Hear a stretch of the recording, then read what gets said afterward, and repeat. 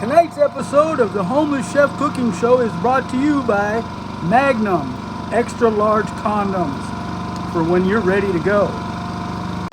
So on the menu for this evening is a nice teriyaki hamburger steak patty with grilled onions sauteed in that beef tallow.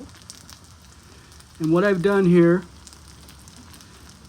is I've slow cooked my burger, and I'm going to add a little bit more of this teriyaki marinade right on top like that.